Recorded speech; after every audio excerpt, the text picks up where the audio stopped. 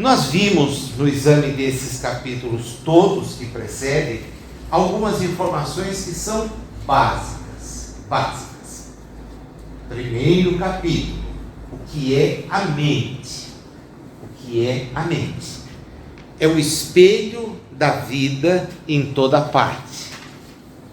O campo de nossa consciência desperta na faixa evolutiva em que o conhecimento adquirido nos permite operar. Campo de consciência desperta. Como se estrutura essa mente? Segundo ele, através de áreas que ele apresenta: desejo, inteligência, imaginação, memória. Gerenciando as áreas, a vontade.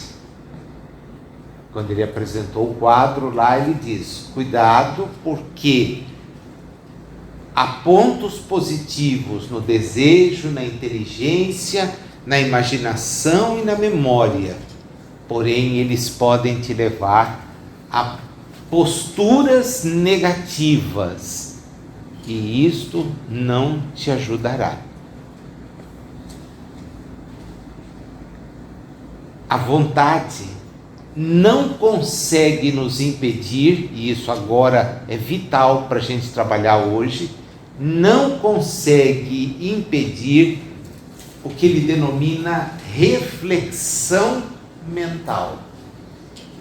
Nós interferimos em outros, mas refletimos outros. Então a vontade nossa não consegue impedir essa reflexão mútua, por mais que ela se empenhe. A partir daí, então, ele começa a construir saídas. Só tenta levar a sua vontade, então, para o campo da cooperação. É o capítulo 3º. O que significa cooperação? Obediência construtiva aos impositivos da frente e socorro implícito às privações da retaguarda. Então, eu começo a entender que, se eu não olhar para o que está atrás de mim, talvez eu não consiga quem me olhe estando à minha frente. Então, começa a ligar a gente para outras questões, né? Já que eu não consigo impedir o reflexo e vou influir outros, cuidado, que a sua influência então seja positiva. Aí vem ele e dá o papel da instrução, capítulo 4º. Conhecer é patrocinar a libertação de nós mesmos, colocando-nos a caminho de novos horizontes na vida. Corre-nos, pois, o dever de estudar sempre, escolhendo o melhor, para que as nossas ideias e exemplos reflitam as ideias e os exemplos dos paladinos da luz. Olha como vai encadeando tudo, né? Chega a um ponto que eu não consigo fugir de influências. Não. Eu também influencio. Sim.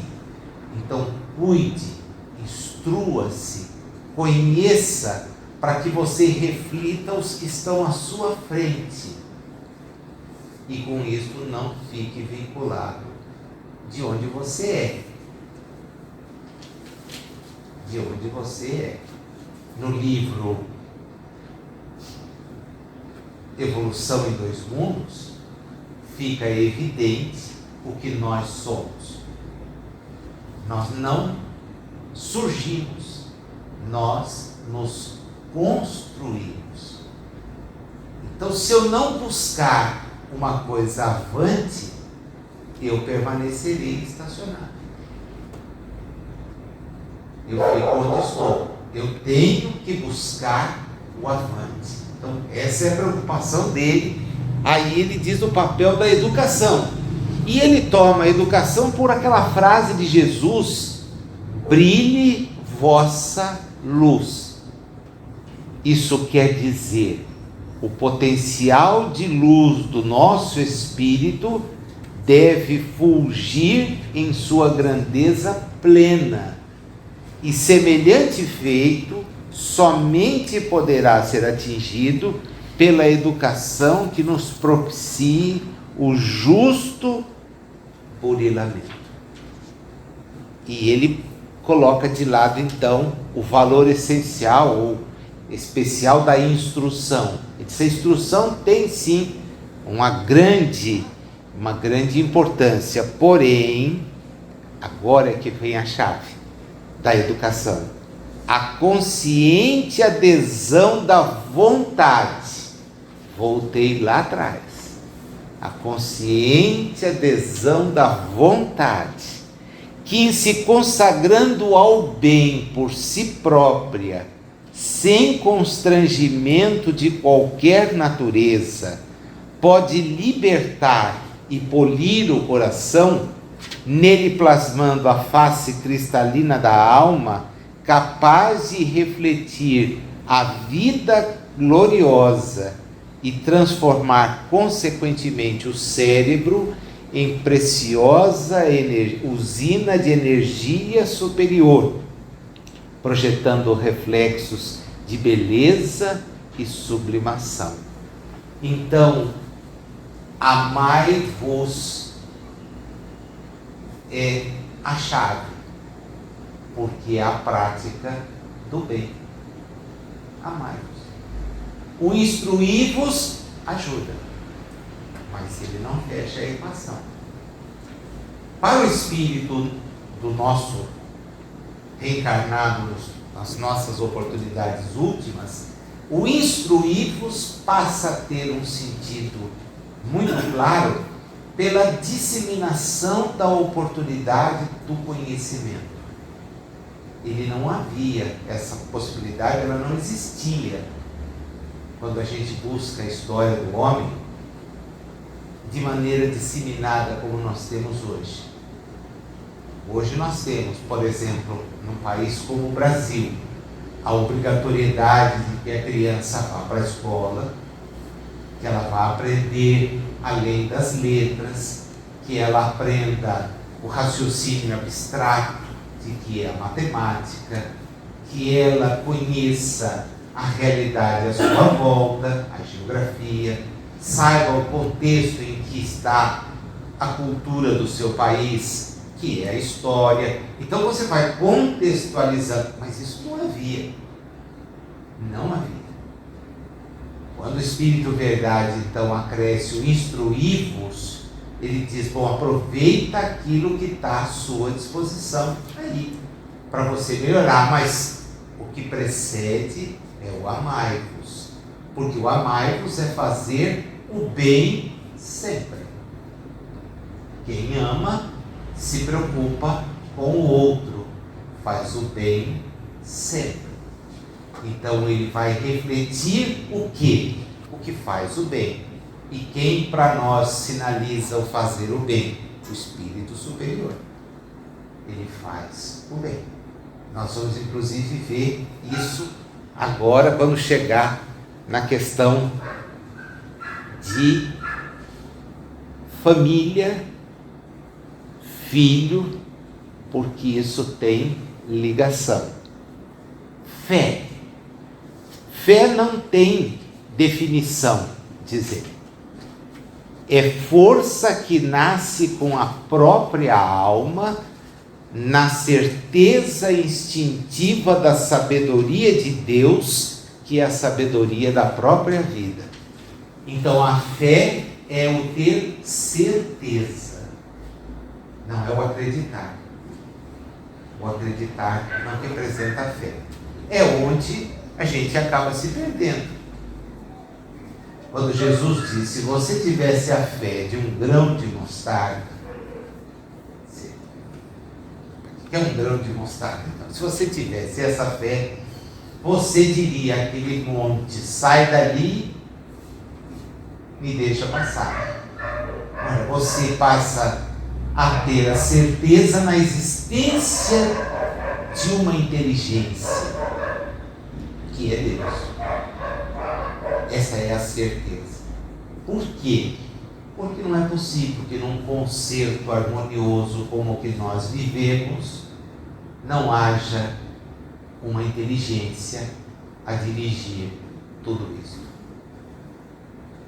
E essa inteligência é muito maior do que qualquer outra coisa. Então nada vai acontecer se não estiver dentro das linhas trabalhadas por essa inteligência no sentido do macro. No sentido do macro. Os espíritos, na parte terceira da segunda versão do Livro dos Espíritos, perdem um tempo danado explicando as leis que Kardec tenta compreender e mostram a questão de como Deus opera.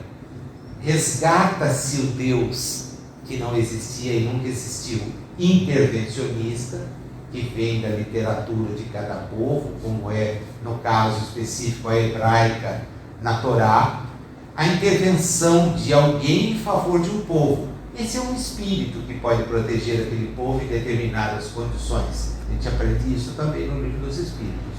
Então, seja Javé, seja Adonai, porque não se pode pronunciar Javé, seja os outros 20 e poucos espíritos que aparecem no relato do texto bíblico, dirigindo Israel, eles são espíritos particularistas em relação àquelas pessoas. Jesus, que era hebreu, não pode esquecer que ele estava dentro da linhagem de Davi, por parte de mãe. Ele pertencia a Davi. É a única hora que mostra, tentam inverter a questão genealógica, porque não quer se admitir que o pai dele fosse José. Então você precisa mudar a linhagem, encontrar alguma coisa e botar Maria, e não José, porque José não foi o pai para o padre que resolveu escrever o texto bíblico do nascimento de Jesus. Tá? Esse é o problema dele, de fé, e que ele tentou contornar assim. Mas Jesus, que era hebreu, ensina todo mundo, samaritano ou hebreu, a chamar Deus de Pai. Ele não diz que era o Deus que eles falavam. Quando ele menciona alguma coisa, ele menciona a lei, não menciona intervenção do Pai. Não menciona intervenção de um Deus particular, que é o Deus da Bíblia. É um Deus dos hebreus. Continua o Emmanuel. O trabalho é a melhor coisa que você pode ter para retratar a luz dos planos superiores através da vontade. Então a minha vontade deve ser a de estar permanentemente envolvido em alguma coisa. Trabalhar. E isso eu devo fazer ao lado dos outros. Capítulo 8. Associação. Porque a partir do momento em que eu trabalho, que eu me exercito, que eu busco essas coisas, eu me interligo com outras pessoas. É a ideia de estar associado. E aí, a depender de onde eu estiver trabalhando, eu vou retratar aquele ambiente. Se ele for bom, eu consequentemente vou refletir esse bom. Porém, se for um ambiente ruim, eu vou refletir. Então as pessoas, isso vai ter, hoje a gente casa isso tudo. Eu quis voltar bem devagarinho nos capítulos, porque agora a gente vai entender por que eu volto no meio de pessoas que são ali todas complicadas. porque você é associado em vibrações a elas. Ponto.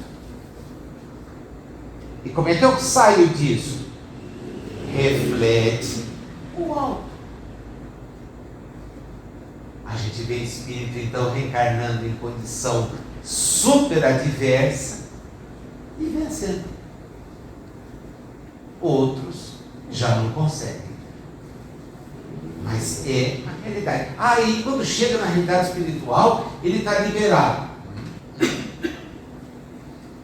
Nós temos que nos liberar. Meu reino não é daqui. Eu vou preparar-vos o lugar. Mas vocês vão ter que chegar. Não marquei que venho buscar. O desespero foi quando isso certamente ficou presente. Então aí qual foi a saída? Anunciar que os tempos estavam terminando.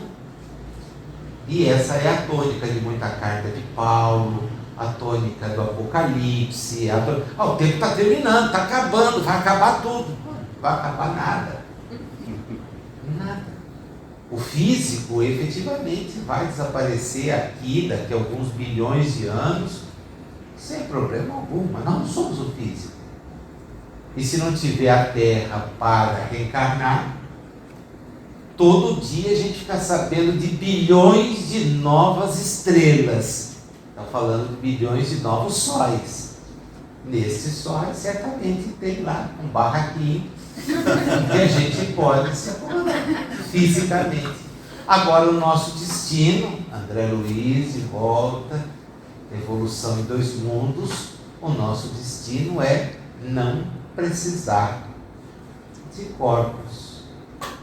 Evangelho segundo o Espiritismo, capítulo 3, mundo celeste.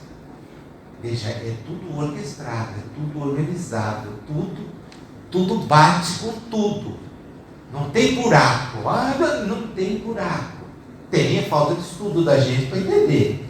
Mas que não tem buraco, não tem. Não tem. É lógico. É um raciocínio lógico. Chegou o momento em que isso podia ser passado. Então ele veio. E o instruí-vos tem a ver com isso. Agora você pode ler. Você não precisa ouvir alguém falar para você para onde ir. Você pode ler, você pode concluir, você pode pensar. E você vai conseguir avançar sozinho, porque é como nós avançamos. Sozinhos. Vamos lá? Vem aí, nós estudamos o papel da sugestão, e estamos chegando já no nosso estudo de hoje, né? Em que ele chama a atenção que sugestão é acontecimento de toda hora na vida de todos os seres. Sugestão para ele é reflexão mental permanente. Nossas emoções, pensamentos e atos são elementos dinâmicos de indução. Então, através do meu pensamento, das minhas emoções e dos meus atos, eu reflito naqueles que estão ao meu lado. Eu jogo para eles isso. E eles, a vontade não tem como não captar. Eles pegam isso. Então a pessoa que chega de baixo astral, nós captamos o baixo astral dela. E aí? Bom, e aí você tem que ter bom astral para sair. Senão você fica como ela. Mais um no baixo astral. Eu vou evitar a companhia dela. Bom, aí você esqueceu do anterior, que nós temos que estar envolvido. Então percebe, não tem muita fuga. É você vigiar e orar. Vigiar por quê? Para você não repetir aquilo que ele chegou te trazendo. Morreu em mim. E orar Porque há uma inteligência que vai, através de suas leis, e que eu preciso conhecer e aplicar, me permitir avançar, independentemente disso. É bem organizado o raciocínio dele. O entendimento, ele diz, olha, se você quer produzir reflexo mental protetor na sua senda, você só tem um caminho: exercer a fraternidade operante. Voltou de novo a questão do bem. Faça o bem, acaba chega, então eu acolho, converso, oriento e sigo. Ele afirma, até o ingresso na consciência cósmica, e não dá nem para pensar o que seja isso, porque é mundo feliz, eu e o Pai somos um, eu conheço o Pai. Logo no início do Livro dos Espíritos, quando é que nós vamos entender? Só quando chegarem lá. Os Espíritos são assim super diretos. Como é que eu vou conhecer Deus? Só quando você chegar lá. Até lá, você vai ficar desse jeito. Eu posso dizer que ele é isso, você pode dizer tudo que você quiser. Tudo, tudo. De Deus, acho que também a melhor leitura, mas a melhor leitura mesmo, é o capítulo 2 da Gênesis.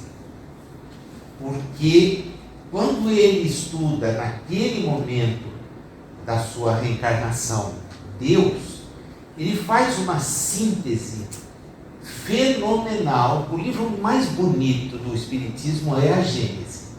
Infelizmente é o livro de que todo mundo foge, né? Mas é o livro mais bonito. Mas não é o livro dos Espíritos? No livro dos Espíritos, de certa parte, nós temos um monte de informações. Elas estão organizadas graças a Kardec, que foi estabelecendo tábua, etc. Da primeira para a segunda versão, quando a gente lê comparativamente, você fica assim chocado de ver o amadurecimento dele nos assuntos em tão pouco tempo. Porque ele organiza muito mais, ele já separa, isso aqui é uma questão que eu tenho que estudar de um jeito, isso aqui de outra forma. Fantástico. Fantástico. Ele se camufla quando vai escrever o céu e o inferno. Quem se escreveu o Evangelho, a igreja trombou de frente com ele, tromba até hoje. Por que vocês têm um Evangelho de vocês? Não tem um Evangelho nosso. Não tem um Evangelho nosso. Só tem do Evangelho aqueles pontos mais importantes da moral de Jesus. Só isso. Não é um Evangelho nosso. Ninguém reescreveu Mateus, Marcos, Lucas, João, ninguém fez nada. Pelo contrário, ele pega até livro do Velho Testamento e põe ali. Ele faz uma compilação, mas aí para destruir mesmo, ele escreve o céu e o inferno. Só que o projeto dele não era destruir a igreja. A igreja se destruiria sozinha um pouco mais à frente, quando veio no concílio de 1870 a infalibilidade papal. Aí a igreja se matou sozinha, não precisava de mais ninguém. Ela se matou. Ela chegou num ponto que ela mesma se suicidou.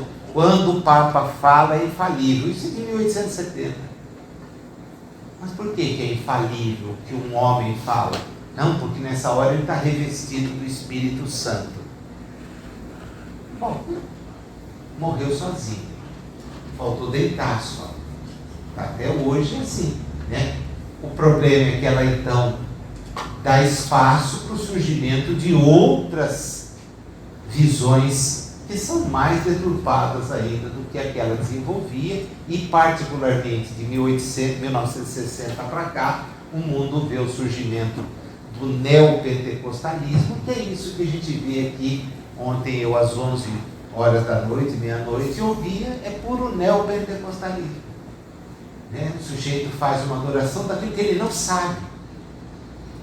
Ele não sabe aonde ele amarra nada, porque não há teologia, não há nada. É uma coisa assim solta. Agora o livro dos livros é a Gênesis. Porque é onde ele pega tudo aquilo que é importante e faz o que ele tinha prometido no capítulo primeiro do Evangelho. O Espiritismo como uma ponte entre a ciência e a religião. Ele consegue fazer isso.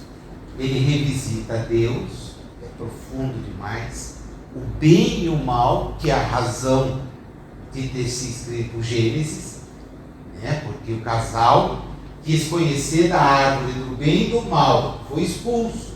Ele revisita o que é o bem, o que é o mal. Ele revisita toda a estrutura da Gênese e abraça a ciência para explicar a evolução no mundo, com a geologia da época. Agora, isso aqui vai ficar superado, porque muitas coisas vêm pela frente.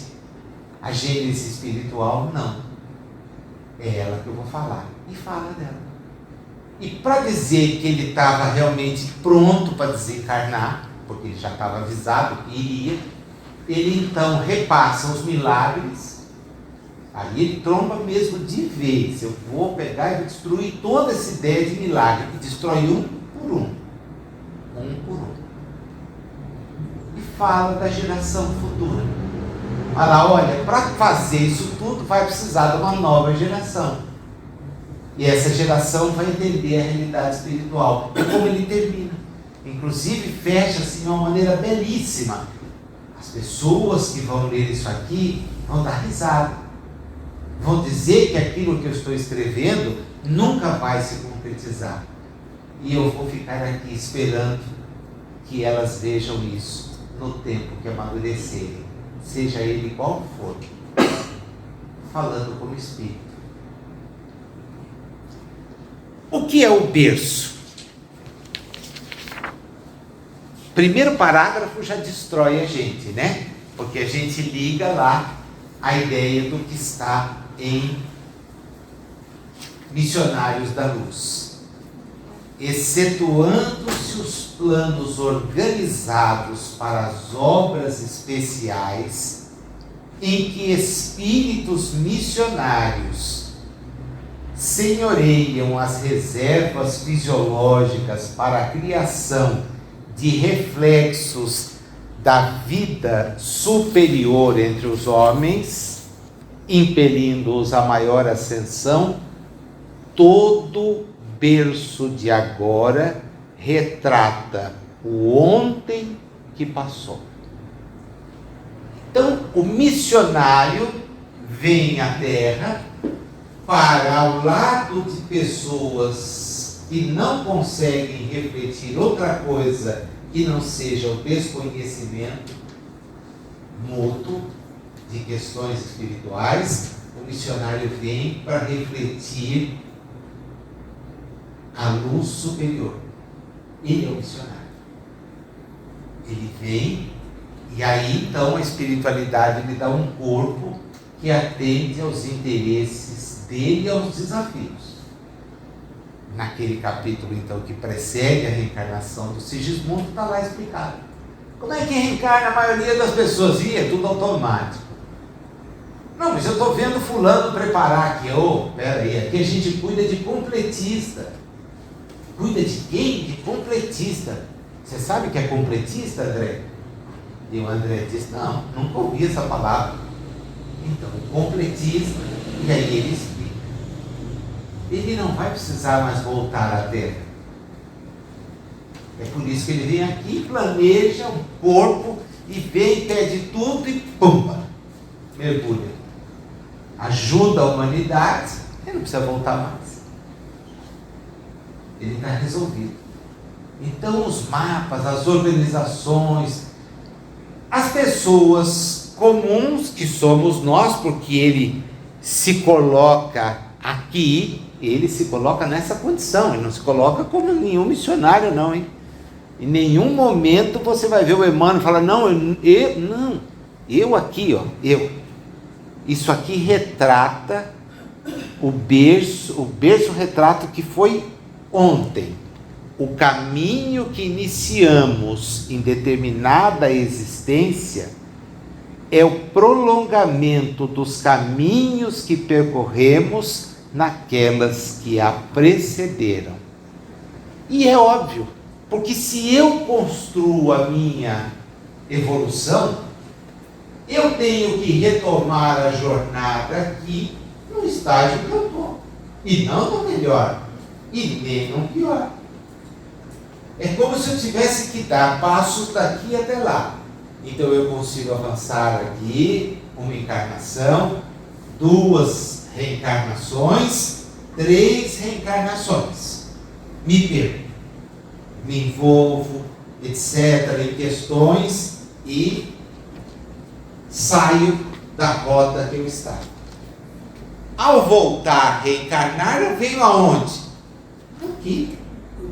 Não, mas eu queria... Você tem que vir aqui. Para fazer isso, bom, eu não sei o que você vai fazer, mas você não vai conseguir. Então eu vou voltar até aqui. Daqui eu posso seguir. Mas e se eu me perder? Bom, se você se perder, você vai sempre retomar de onde está. É você. Você não pode retomar uma coisa que você não é. Você vai sempre retomar de onde você é, onde você está, onde nós estamos. É isso que é.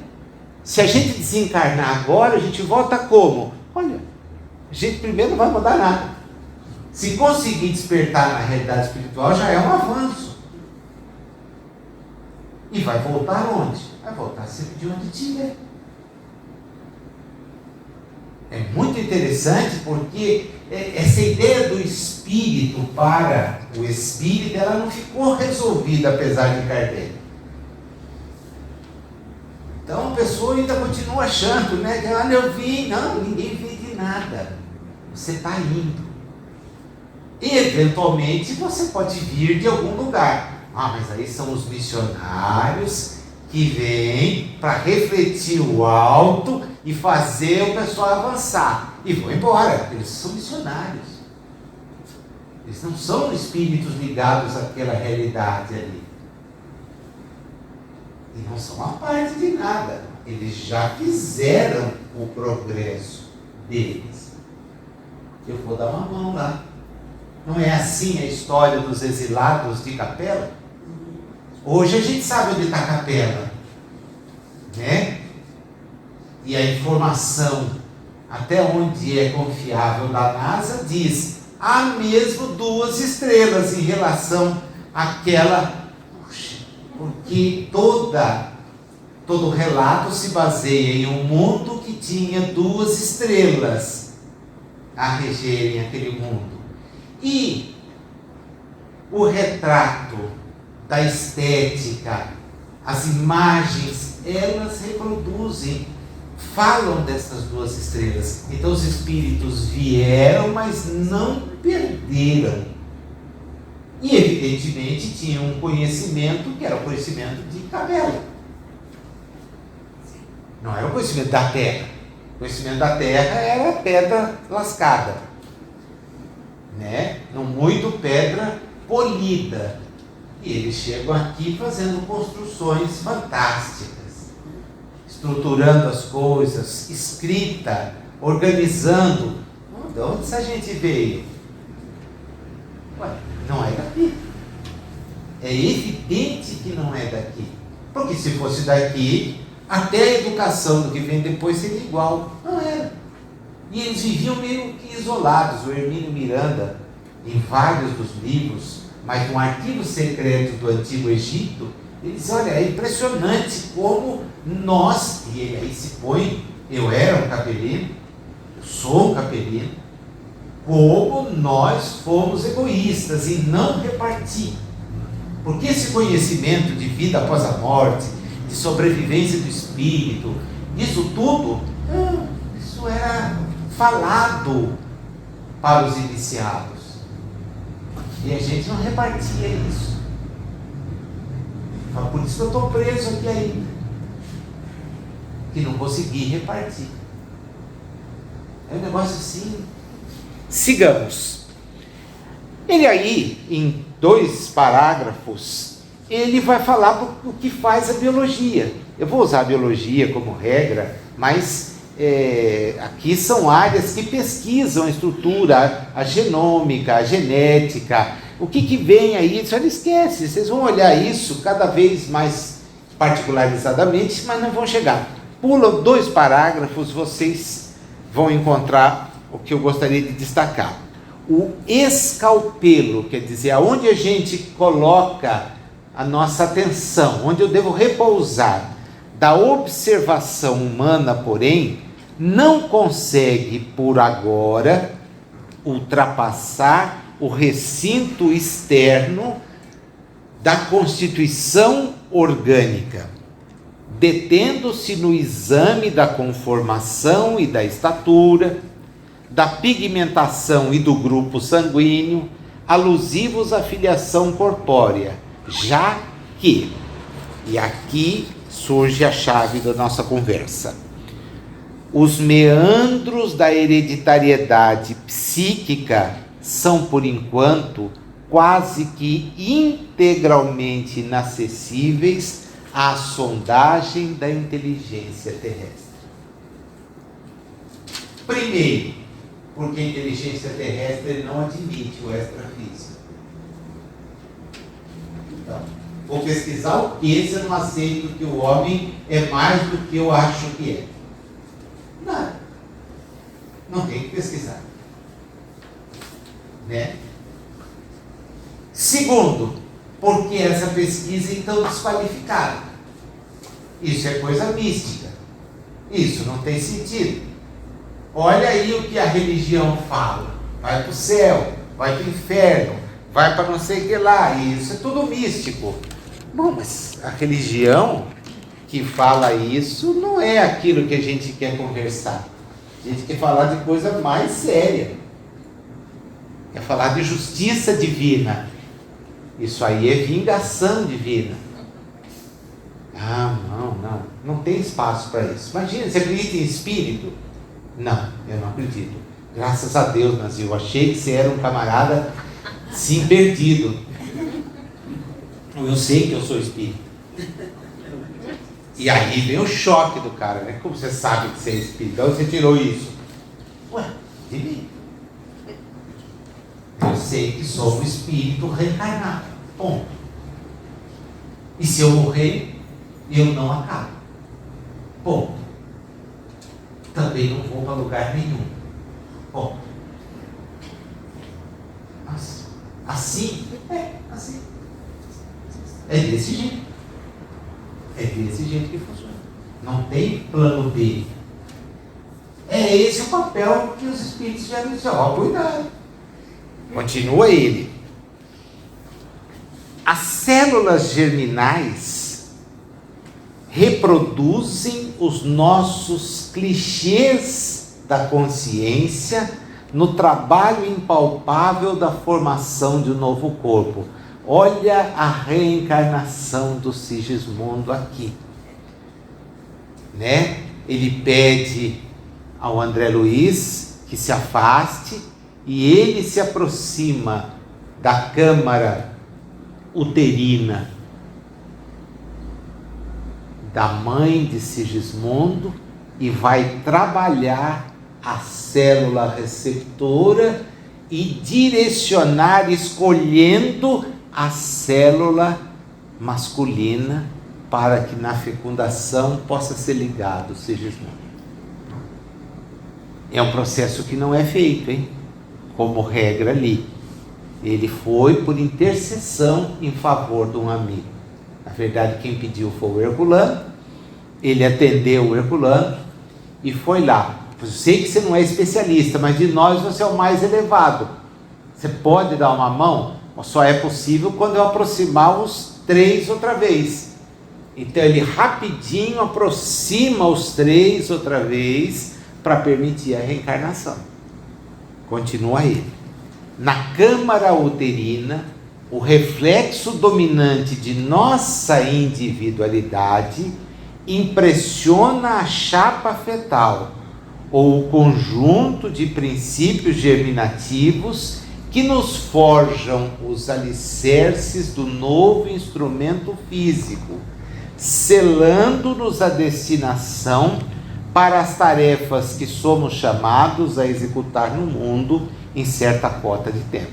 Quer dizer, a nossa individualidade vai refletir na célula que nossa mãe e nosso pai permitem ou de certa forma oferecem para que a gente possa reencarnar. Nós vamos refletir ali. Agora, essa é uma hereditariedade psicológica, para usar um termo, é do espírito. Ele traz o que ele é. A hereditariedade física do pai e da mãe, elas são um conjunto.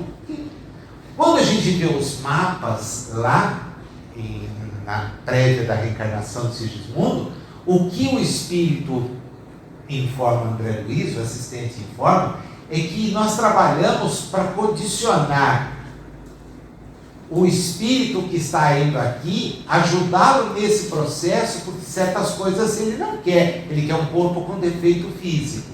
Então nós vamos ter que bloquear tal área na hora da organização, porque com esse defeito ele se corrige. Ela quer ser feia.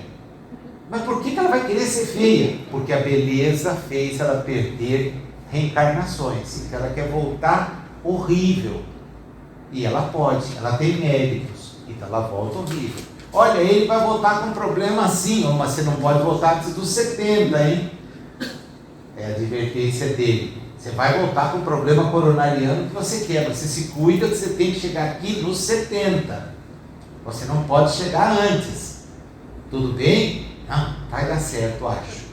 Então, essa conversa ali mostra. Agora, não é o caso do Sigismundo. O Sigismundo estava com eles, ligado ali, mantado, não deixava o pai, futuro pai, dormir. Atrapalhava a vida deles. Ele estava ali junto. Então, insiste ele agora, se vocês puderem grifar aí, quem tem grifa. Ele usa 2 vezes determinismo, como absoluto e como relativo. Como absoluto, ele diz o seguinte: ninguém pode suprimir o livre-arbítrio. Esse é o determinismo absoluto, com o qual articulamos as causas de sofrimento ou reparação de nossos destinos. Bom, eu posso trabalhar isso. É o que ele chama então determinismo absoluto. Mas olha o relativo. Mas marchamos para mais altas formas de emoção e pensamento na conquista da liberdade suprema. Eu não posso dar um passo maior do que a minha capacidade. Então há um determinismo absoluto, porém condicionado pelo determinismo relativo. Eu não avanço sem poder. Não dá passo maior que a perna. O espírito não consegue. Não consegue. Seguinte, pelo transe da morte física, regressamos à vida maior, levando a soma do que fizemos. Isso não interessa, o que interessa é o que vem depois. Em muitas circunstâncias, as imagens trazidas da permanência na carne são fantasmas temíveis, nascidos de nossas culpas, exigindo reajuste e pagamento, a modelarem para os nossos sentidos o inferno torturante em que se nos revolvem as queixas e aflições. Olha, qualquer livro do André Luiz, depois de Mensageiros, mostra isso, permanentemente.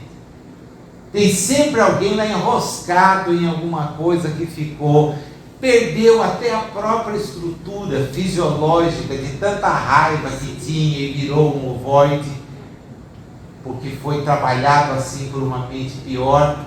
Então perceba como assim tem todo um sentido.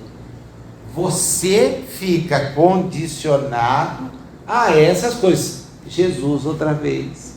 perdoa. Você está aqui para fazer uma oferta, mas tem um inimigo. Larga a oferta, vai lá e fica de bem com ele. Mas é a oferta, é o ponto mais importante da vida do judeu, do hebreu. Era ir ao templo uma vez por ano fazer oferta. Esquece isso. Perdoa o seu adversário. Caminhe enquanto você tem a luz. Porque você sair daqui, você depende da própria. Enquanto você está na terra, você tem. Olha aqui, nós na luz. Agora, desencarnados. Acabou a luz. O universo é escuro, até fisicamente. Isso a ciência todo dia está mostrando. O universo é escuro. O físico, o espiritual ia ser claro por quê? Então você fica preso nas suas coisas.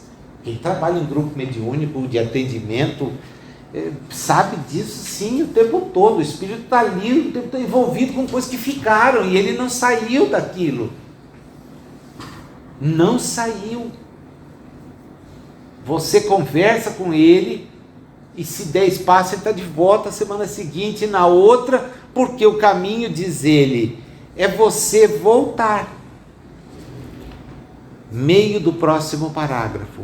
Retomamos através do berço o contato direto com os nossos credores e devedores para a liquidação dos débitos que contraímos, cujo balanço efetivo jaz devidamente contabilizado nas leis divinas. E desta maneira, que comumente renascemos na terra, segundo as nossas dívidas ou conforme as nossas necessidades, assimilando para esse fim a essência genética daqueles que se nos afinam com o modo de proceder e de ser. Os problemas da hereditariedade, em razão disso, descendem de forma geral dos reflexos mentais que nos sejam próprios. Ele puxou o pai, puxou a mãe. São espíritos afins. De briga, às vezes. A vida de briga. Você volta naquele meio com o qual você se sintoniza. E como é que eu largo esse meio? Não larga. Você vai precisar refletir a luz divina para ir dar um passo. Senão você reflete aquilo que você está aqui. Então você volta aqui. E como a gente, voltando um pouquinho, contrai dívidas o tempo todo, prejudica, passa rasteira, cria problema, cria inimizade, é um círculo vicioso. Você não sai.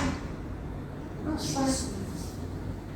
E aí, de repente, você vai lá no livro que também é um show para pensar nisso, o ação e reação.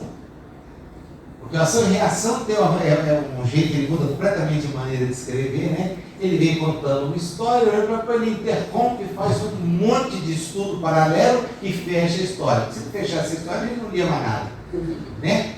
Aí você vê aquela gente toda envolvida com um problema que estava perdido em séculos. Séculos. E todo mundo ali, imantado e criando problema, um matando o outro para ficar com dinheiro que não era do outro. E envenenando devagarinho aquele que vê. Olha as loucuras que a gente faz. As loucuras. Então, quando você se comporta assim, você vai para onde? Você tem um caminhão de gente ali vinculado. Essa gente não vai te soltar, e nem você eles. Você só consegue sair quando a sua vontade reflete o bem. E o bem de espírito que está à sua frente. Larga-me vínculo. Senão o berço representa isso. Ele diz que ainda termina, né? O ponto último de importância. Olha, ainda você encontra gente abnegada que se dispõe a receber no útero outros que resgatou de regiões infernais. E André Luiz, de novo, recheia a gente de exemplo, né? A começar pelo relato daquela que tinha sido a sua mãe. Mãe, e agora? O que você vai fazer por mim? Por você, nada. Não tenho nada para fazer por você. Eu vou buscar resgatar o seu pai e as amantes dele, as suas irmãs, que estão todos perdidos no umbral.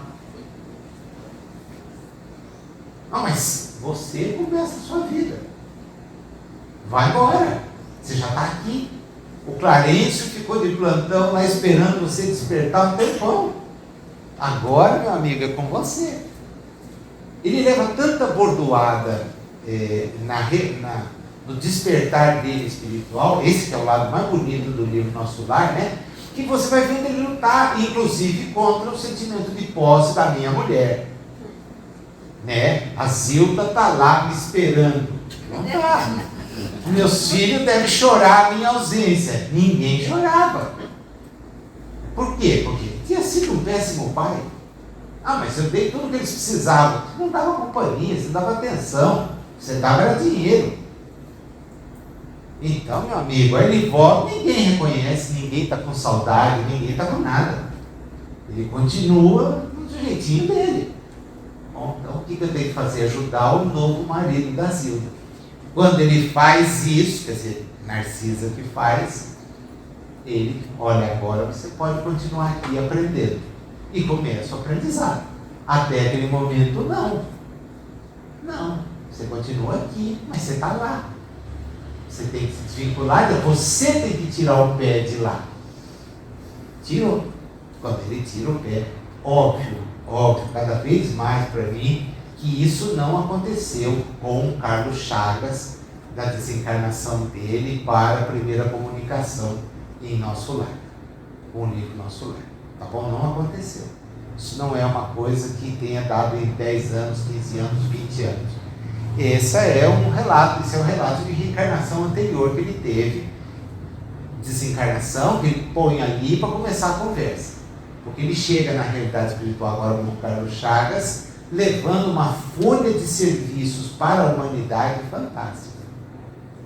Sem recurso, ele equacionou a doença de Chagas. Não tinha a ciência que nós temos hoje. E ele consegue fazer tudo para resolver o problema da humanidade, principalmente na humanidade na parcela dela em que ele estava inserida pelo Brasil. Então ele é um missionário nesse sentido de ajudar os outros. Ele não é aquele cara egoísta que morre de sífilis, não. Mas ele tem um passado que ele então resolve abrir. Olha, não começo, porque a partir daí ele é outro espírito. E quando ele escreve Evolução em Dois Mundos, então, ele está pronto para ajudar mesmo, dando informação nova. Isso passou de 10 anos, 11 anos, não é assim. A gente sabe que para corrigir alguma coisa, esquece. E a família, então? Consanguínea, ele faz questão de dizer isso para nós. Consanguínea é o centro essencial de nossos reflexos, que são agradáveis ou desagradáveis, de acordo com o nosso passado. É o pretérito que nos devolve. Não incluímos aqui os espíritos pioneiros da evolução. O que é isso? Essa expressão é que está naquela entrevista que eu vou passar para vocês. Na entrevista, o André Luiz explica o que são esses espíritos pioneiros. Ele fala, são os espíritos, ele faz menção aos espíritos de Nosso Lar. E lá, inclusive, explica, olha, Nosso Lar está na região do estado da Guanabara da época, não na cidade do Rio de Janeiro. Está no estado da Guanabara. Então envolve mais, está ali, próxima vibracionalmente. Ele explica. Então, o espírito pioneiro é o espírito que já venceu a ele mesmo. Ele já consegue refletir coisa mais alta. Ele dá uma pistinha aqui, ele cria o clima mental que lhe é peculiar, atendendo à renovação de que se fazem intérpretes. Agora, eu não estou falando deles, eu estou comentando a nossa posição no campo vulgar da luta. Quer dizer, eu não sou um espírito pioneiro, tá? Eu sou mais um. Imaginem, se ele é o mais um, a vantagem é que não tem menos um. Tá bom? Então a gente é também o mais um. Mas não está na categoria de um espírito assim, para tocar um trabalho desse tamanho. Isso é o central da família, hein? Cada criatura está provisoriamente ajustada ao raio de ação que é capaz de desenvolver, ou, mais claramente, cada um de nós apenas, pouco a pouco, ultrapassará o horizonte a que já estenda os reflexos que lhe digam respeito. Então, onde eu estou? Aonde eu consigo, o raio do meu reflexo consegue chegar. Vai longe? Puxa, posso vir aqui. Não dá. Eu tenho que ficar aqui. Percebe? Você tem a limitação própria. Você não vai. Não vai. Você não tem como ir. Falta recurso. Falta condição íntima. Quem tem condição íntima, vai. Quem não tem, fica. E fica no mesmo grupo. Fica próximo. Porque aí os interesses são iguais. O sujeito pensa igual, age igual àquele grupo que ele está inserido. Precisa destoar muito. Não gosto da expressão, mas ela ajuda a raciocinar. Você só será alguma coisa diferente se for a ovelha negra do rebanho. Eu não gosto da expressão, porque ela é preconceituosa, mas você diferirá das outras ovelhas. Sim. Se você for diferente para melhor, maravilha. Posso dar o outro. Lembra do livro O Espírito e o Tempo? Quando a gente estudou esse livro lá atrás, em que o Herculano falava dos horizontes, a partir de um estudo daquele pensador inglês, o Murphy. Ele mostrava para a gente os horizontes. Você vai vendo os horizontes, né? Então é isso, é o seu horizonte. Ele vai trabalhar essa questão agora. O primitivo não sai da taba. O civilizado fica dentro daqueles grupos de experiência que ele vai tendo, até que a soma recomende fazer mais coisas. Senão fica ali. É assim que na esfera do grupo consanguíneo, o espírito reencarnado segue ao encontro dos laços que entreteceu para si próprio na linha mental em que se lhe caracterizam as tendências.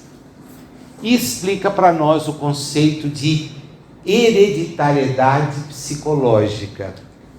Espíritos que se afinam nas mesmas atividades e inclinações. Essa é a hereditariedade dita psicológica. Agora ele dá um monte de exemplo, né? O artista vai se afinar com outros artistas. Os músicos vão recolher gente que gosta de música, tá? O escultor, o poeta, o político, o médico, o comerciante, o agricultor, ele vai recolher gente que tem sintonia com aquilo. Essa vai ser a família do cara para as reencarnações, né? Porque não tem jeito. Da mesma forma, ele diz, a sintonia mental leva você a ficar ao lado de delinquente, ao lado de delinquente, enfermo moral ao lado de enfermo moral, etc, etc, etc. Então, é uma coisa assim, hiper, super tranquila de compreender. Não é vazio. A pessoa está sendo injustiçada. Não. Qual é a injustiça? Mas por que Deus a colocou lá? Deus não coloca ninguém em lugar nenhum. Deus te cria simples, ignorante e te destina à angelitude. O resto é por sua conta. Ele não faz mais nada. Ah não, Deus não me protege? Te criou simples e ignorante. Te deu condição de reencarnar, de apreciar, de voltar, de não perder aquilo que você é. Pronto. Ele tem o universo inteiro para cuidar, não é de você. Para todos ele criou uma regra. Ele cria do mais simples o ato e espera o reconhecimento quando você chegar na angelitude. Para quê? Para te convidar a trabalhar com ele em favor dos que ainda estão vindo como ato, etc, etc, etc. Olha como é lógico. Esse lado lógico do Espiritismo é que eu acho que é o que a gente precisa sempre explorar. Tem gente que gosta de explorar o lado piegas. Eu gosto de explorar o lado lógico. Lógico. Para a pessoa sair dali perturbada. Porque aí o Espiritismo não produziu efeito, perturbando a pessoa. Ele não é mais um beijamão, um fila disso, fila daquilo, ô louco.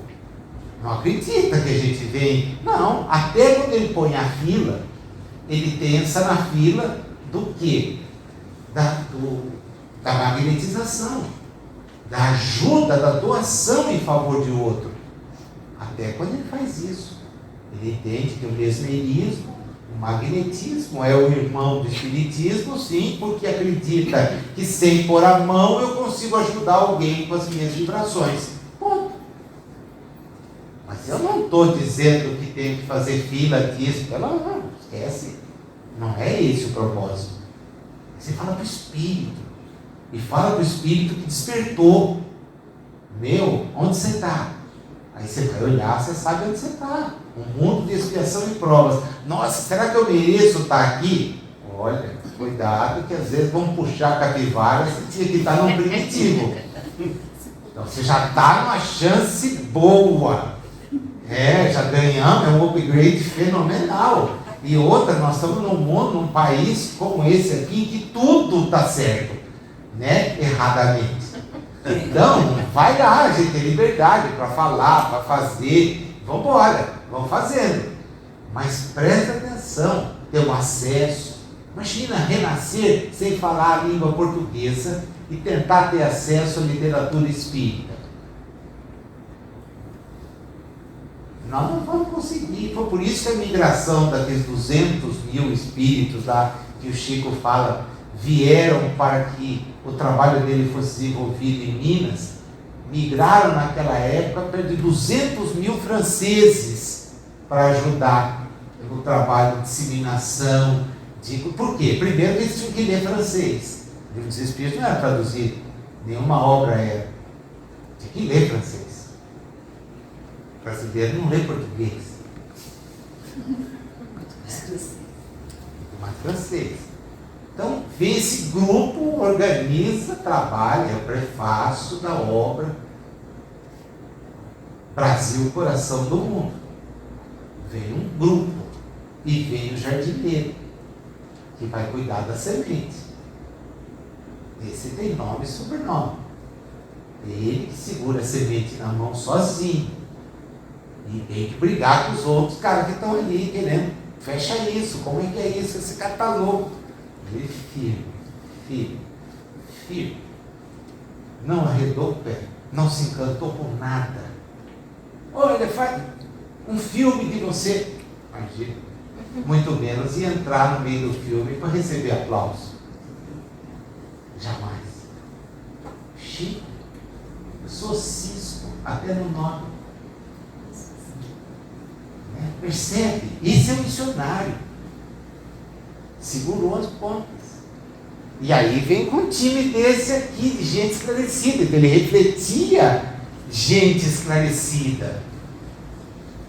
Nós temos acesso a tudo isso. E fica esperando o romance do próximo mês do clube. Para contar o que? Reencarnação, que coisa linda. Não entendeu o que é reencarnação? Por que ela se dá? Né? Vamos em frente? Penúltimo parágrafo do Família. Temos assim, no grupo doméstico, os laços de elevação e alegria que já conseguimos tecer por intermédio do amor louvavelmente vivido, mas também as algemas de constrangimento e aversão, nas quais recolhemos de volta os clichês inquietantes que nós mesmos plasmamos na memória do destino e que necessitamos desfazer à custa de trabalho e sacrifício, paciência e humildade, recursos novos com que faremos nova produção de reflexos espirituais, suscetíveis de anular os efeitos de nossa conduta anterior, conturbada e infeliz. Olha, não deixa de anotar que essa questão aqui depende da nossa capacidade de fazer isso. Porque se a gente não conseguir, pelas boas ações, anular, a algema funciona. A algema funciona. Então você continua ligado. Como é que você vai se libertar? Você só consegue se libertar se refletir coisa melhor. Refletiu melhor? Refletir. Vamos embora. Veja que ele retoma tudo que ele... Por isso que eu quis voltar um pouquinho, para entender do reflexo, do trabalho, e dizer, então, posso pedir para Deus? Não, não pode. Você pode só pedir a Deus que te dê companhia dos bons espíritos para fazer o melhor que você puder. E se tiver algum bom espírito disposto a te ajudar, e sempre tem, você vai fazer. Mas e para me livrar dessa família desgraçada e tirar desse casamento? Esquece, porque isso não tem como. Né? Eu lembro um dia que o Richard usou esse trechinho para falar para um casal que vivia as turras, e eu conheci o casal e ele disse assim para mim, foi o meu conselho para eles: cuidado para vocês não voltarem algemados. Né? E os dois foram trabalhar no SEAC, trabalharam um horror muito, e aí então, ele depois gozou os dois, olha, agora vocês vão voltar juntos mesmo, porque já evoluíram, né? E agora vocês podem se entender. Eu falei, Nazil, quase me expulsaram na hora que eu disse isso, porque é verdade, você vai entendendo, você cria os vínculos, e aí ele fica. Como é que eu liberto desses vínculos? Não mantendo mais. De que jeito? Ele deu a receita, né? Trabalho, sacrifício, paciência e humildade. Nossa, eu queria uma coisa mais fácil. Não tem. Não tem. Olha, com tudo isso, o capítulo dos filhos fica assim, hiper, super tranquilo da gente entender. Nasce a criança, trazendo consigo um patrimônio moral que lhe marca a individualidade, antes do renascimento do plano físico. Agora ela vai receber os reflexos de muita gente, dos pais, dos professores, que vão ajudá-lo durante a existência. Aí ele começa então a trabalhar isso que ele falou. Indiscutivelmente, a instrução espera-lhe o espírito em nova fase, enriquecendo-lhe o caminho nesse ou naquele mistério. Contudo, importa reconhecer que a palavra escrita, em confronto com a palavra falada ou com o exemplo direto, revela poderes de repercussão menos vivos, mormente quando torturada entre os preconceitos de forma gramatical. Ele dá um esculacho em quem se preocupa com a língua mais do que perfeita. As pessoas de português, quando lê isso aqui, ficam apavoradas, né? Olha, não se preocupa tanto com a maneira de expressar. Até porque o mais importante vem agora. É que a voz e a ação prática jazem impregnadas do magnetismo indutivo que se desprende da reflexão imediata, operando significativas transformações para o bem ou para o mal, segundo a natureza que lhes personaliza as manifestações. Então, o seu filho deve ser educado no quê? No bem. Ah, mas meu filho vai estudar em Harvard, vai fazer a universidade. Sim, e qual vai ser a postura dele? O que ele vai fazer? Ele chega em casa e agradece a empregada que arrumou a cama para que ele pudesse estudar para ir para Harvard? Imagina, ele não dirige a palavra com um ser inferior. Ela é inferior. Não vai... imagina, eu peguei meu tempo falando com a empregada, querendo saber se ela chega lá do ônibus, como é que ela vem. Olha, gente, uma das coisas mais complicadas, acho que já falei isso aqui até, eu lembrei do Celso, já falei. Uma das coisas mais complicadas que a gente tem é ver um advogado ser processado porque não fez o registro da carteira profissional da empregada. E eu não vi um apenas. A gente aprende, ensina. Eu digo isso na faculdade, quando dou direitos humanos, presta atenção. Você tem férias? Tenho. Você gosta de ter férias? Nossa, professor. Fundo de garantia. Quando eu tenho emprego, eu adoro saber que eu tenho uma reserva. Por que a pessoa que trabalha para você não pode ter nada disso? E nós não temos. Você tem ação trabalhista até hoje, nós estamos em 2023. Para a pessoa ter a carteira de trabalho anotada. É uma coisa assim tão elementar. Elementar. O que adianta você ser doutor, você ter o seu consultório, a sua cadeira, não sei aonde, se você despreza a pessoa do lado? Cuidado, porque a instrução formal pode produzir monstro que vai reproduzir aquilo que viu. Porque não pensa que o filho que não cumprimenta a empregada não reproduz a mãe e o pai. A mãe e o pai são assim. Tem pessoas de classe, eles e a nossa. Imagina, classe. Eles são lá da plebe. Não sei o que essa gente faz. Só se reproduz. Loucura. É loucura. As crianças confiadas na terra ao nosso zelo são portadoras de uma aparelhagem neurocerebral completamente nova em sua estrutura orgânica. Não preciso mais dizer nada, né? Porque é só o orgânico. Só o orgânico. E por que o orgânico é assim? Sabe que eu estive refletindo muito?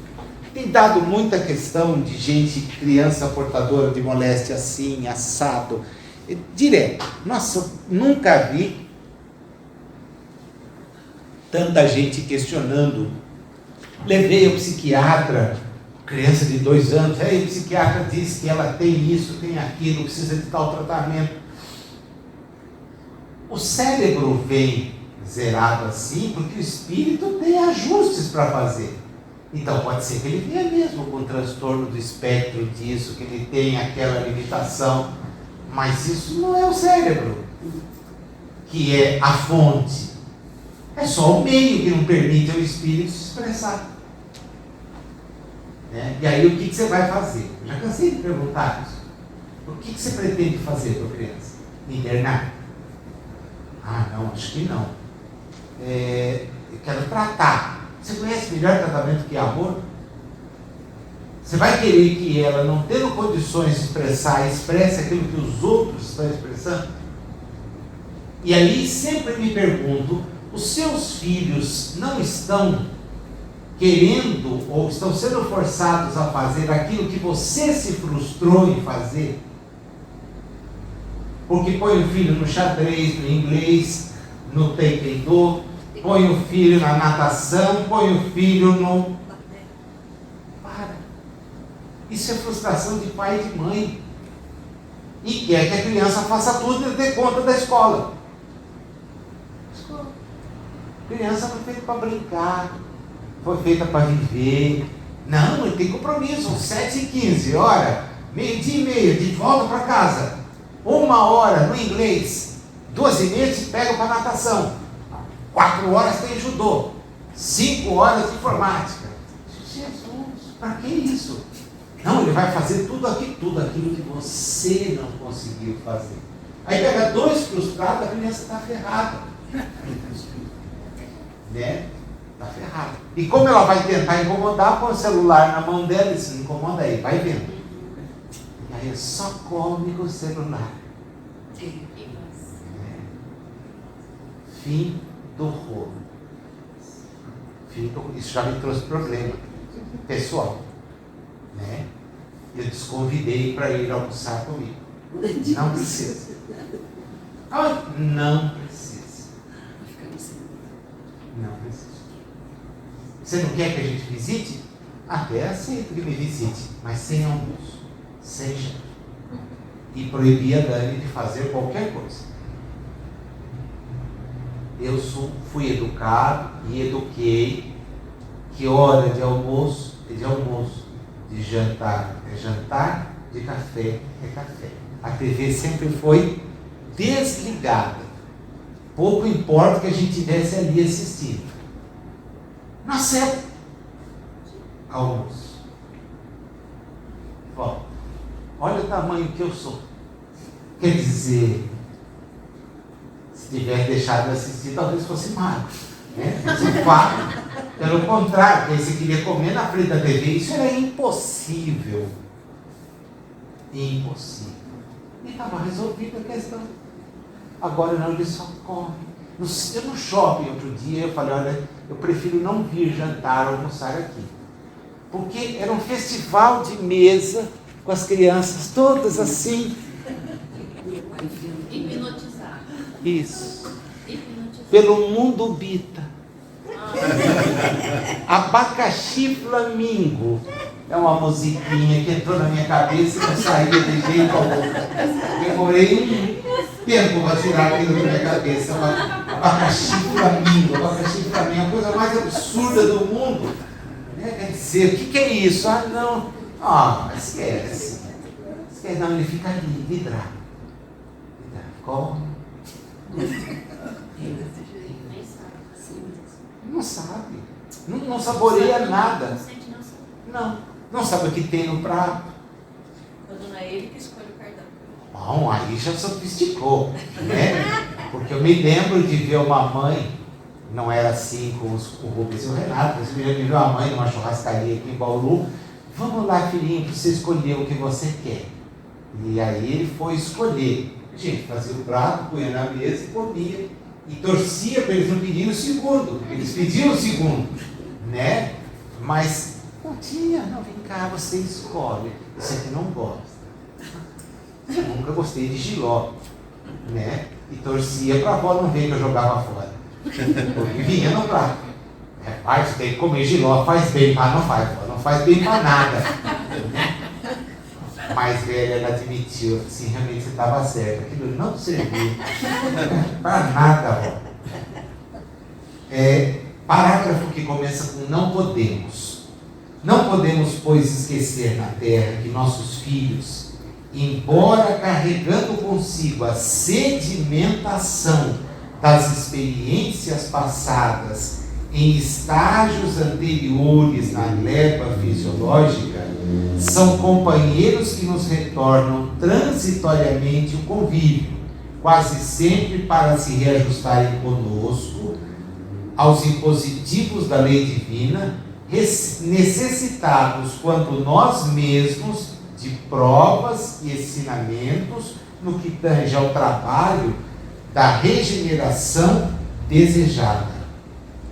Pula um parágrafo. Tratá-los à conta de enfeites do coração será induzi-los a funestos enganos, porquanto em se tornando ineficientes para a luta redentora, quando se lhes desenvolve o veículo orgânico, facilmente se ajustam ao reflexo dominante das inteligências aclimatadas na sombra ou na rebeldia, gravitando para a influência do pretérito que mais deveríamos evitar e temer. É assim que toda criança entregue à nossa guarda é um vaso vivo a arrecadar-nos as imagens da experiência diária, competindo-nos, pois, o dever de traçar-lhes noções de justiça e trabalho, fraternidade e ordem, habituando-a desde cedo à disciplina e ao exercício do bem, com a força de nossas demonstrações, sem estirar o clima de otimismo e esperança. Acolhendo-a com amor, cabe-nos recordar que o coração da infância é urna preciosa a incorporar-nos os reflexos, troféu que nos retratará no grande futuro, no qual passaremos todos igualmente a viver na função de herdeiros das nossas próprias obras. É dizer, a educação é muito mais do que dar coisas materiais. Agora, dar, naquele célebre ditado da minha avó, era você fazer e não mandar. Porque faça o que eu mando e não faça o que eu faço, não educa. Faça aquilo que você me vê fazer. Mas aí eu tenho que corrigir minha vida? Nós estamos aqui para quê? Então, olha, meu filho não pode beber. Não posso dizer para ele, pega lá na geladeira para o pai a cerveja. Meu filho nunca vai fumar. Traz o cigarro da mãe. Como é que pode? Isso é uma incoerência total. Total. Né? Então, você faz ou você não tenha filhos. Não programe uma reencarnação para ter filhos, se você não for para eles o exemplo. Senão é melhor não tê-los. Ah, mas vou impedir. Ninguém impede nada, gente. Cai nessa real, ó. Não crie mais problema para você que já está cheio. Todos nós que estamos aqui temos uma carga de débitos que é monstruosa. Não vou agravar mais. Eu não tenho filhos, não trabalho com essa perspectiva. Beleza, vou reencarnar, não vou ter filhos e vou tocar o barco, cuidando de mim, cuidando dos outros. Meu tempo livre vou doar para criança alheia. E está tudo certo. Ninguém sai daqui, porque eu tinha que ter tido. Esquece. Tudo que a gente ouviu hoje faz com que esse conceito deixe de ser pré-conceito. Não tem necessidade, nós somos imantados. Então eu preciso produzir bons efeitos, porque quando eu não produzo bons, o que acontece? Eu imanto mais ainda. Então aí eu prejudico quando os espíritos são perguntados por Kardec. Um pai que não tenha sido exemplo para os filhos vai responder amargamente. Mas e se ele tiver feito tudo e o filho, o problema é do filho? Você fez a sua parte. Agora, precisa fazer a própria parte. Em cima da hora.